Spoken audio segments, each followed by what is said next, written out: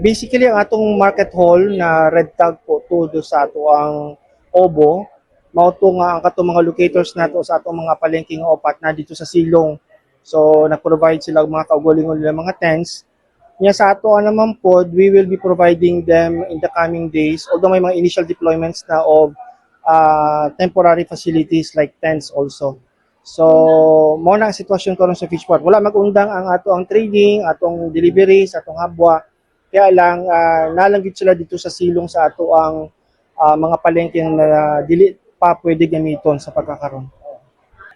Kami naman sa ato ang mga facilities continuously natong gina-improve. In fact, may ongoing rehabilitation ta diha para ma-provide din nato sa atong mga stakeholders.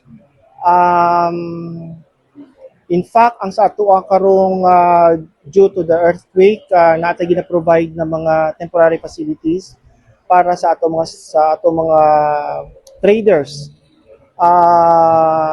Continuous lang po talaga ang aming pag-serve sa stakeholders natin sa fishing industry.